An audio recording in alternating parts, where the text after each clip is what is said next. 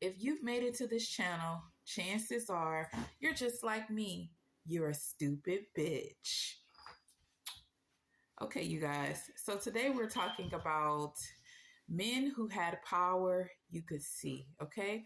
So my grandmother always says that the most powerful magicians and spiritualists actually lived hundreds of years ago. Okay. When she was little and before she was born, she said those are the strongest people, and they were so powerful that you could see their power manifest in the physical. Okay, so I'm going to do a little mini series where I tell you guys spiritual stories from my family. And this is one of the stories um, from my family. This story was told from my great grandfather, and it's a story from when he was a little boy. So this story happened about maybe 95 years ago when he was a small child. Okay, so one day when he was a little boy, he was outside in town, and he grew up in a rural area, a small town. The men always stood around in town talking, especially early in the day. So he was standing outside with the other men standing in the street talking. And here comes two strangers, a man and his wife. Okay, they'd never seen them before. So the man walked up to the other man and he said, I bet you guys, he said, how much you guys want to bet that I can make this car move? How much you guys want to bet that I can make this parked car drive on its own down the road? And the men were speechless. They didn't say anything. They just looked at him. He looked at the car, and the car started rolling. The car started driving down the street by itself. Now, it was turned off. It was parked. Nobody was in it, okay? He made the car pull out of its space and drive down the road by itself, okay? My grandmother said my grandfather didn't do anything. Everybody just stood there and watched. They were speechless. They didn't say anything, okay? So the man and his wife, after that, they went into the general store. His wife said, oh, I love this fabric. It's so beautiful. I have to have this fabric. I want to make a dress out of it, but I don't have any money. Her husband said, don't worry. I'll get you the fabric so you can make the dress, right? So the next day, the man and his wife are walking around town, okay? Showing off this brand new beautiful dress that she just made, okay? With the fabric that was in the general store. So the man says he didn't steal the fabric, but he also didn't buy it, okay?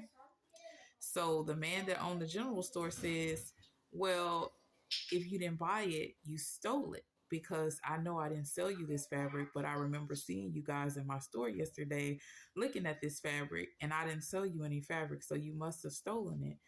The man says, I didn't steal the fabric. And then, the shop owner was like, well, how did you get it then? And he wouldn't say how he got the fabric. Okay. So the shop owner has the man arrested. Okay. The police come and arrest the man and take him to jail. When he gets to jail at nighttime, the other men in the cells ask him, what are you doing? The man is taking off his shackles. He was taking off his shackles. He said, I'm taking my shackles off. He said, he said, I'm going to take yours off too. They said, why are you taking your shackles off? He said, because I miss my wife. He said, I want to go home to my wife. I'm going home to go and eat with my wife and spend time with my wife. And if you guys want to go home to your wives, you can go home to your women too. He said, I'm going to take all y'all shackles off too. And I'm going to open up all the doors. And that's what he did. Okay. He took he used his power to take all of the shackles off of his body. And he took all the shackles off of everyone else in the jail that night too. And he opened up everyone's doors with his power. And he went home to his wife and had dinner and whatever else. And then when he was done, he came back to the jail and put his shackles back on and closed the cell door like he had never left. Okay. Now, believe it or not, when he took all the men's shackles off and opened all the doors in the jail, the men didn't move. They were so afraid of this man that they refused to leave. Okay, so even though he took off all their shackles and opened the doors, they were so afraid of him. Everyone refused to move. Everyone just sat in their cell all night and waited for him to come back. And every night, and he did his time. He didn't run away. He didn't try to escape or anything. He served his time. But every night he would take his shackles off. He would take all the men in the jail shackles off. He would unlock his cell door. He would unlock all the other men's cell doors, and he would go home to his wife and eat dinner with his wife and spend time with his wife. And those men just sat there and waited for him every night to come back. Until his last night in jail, he served it. You know what I'm saying? And when his time was finished, they released him. He went back to his wife. He and his wife left town after that. After they released him from jail, they never seen that man and his wife ever again. Okay. My grandfather says they don't know what happened to them, where they went, but he says that they came, they came and they left. He says they left just the way they came. They didn't tell nobody nothing. They just left. Okay. So my grandmother says that people like that don't even exist anymore where they're so spiritually strong. You can actually see their power manifest. And my grandmother says people who have power like that, she believes that they made a deal with the devil. That's how my grandparents explain it. They said people who have that type of power, they only have that power because they made some type of deal with the devil to be able to do that type of stuff. But that's their theory on it anyways. That's their theory on how people come into that type of power.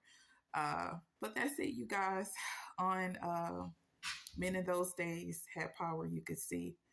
Okay, you guys, no, I'm not a cult. I love you guys. Bye. Stay tuned for the next family tale.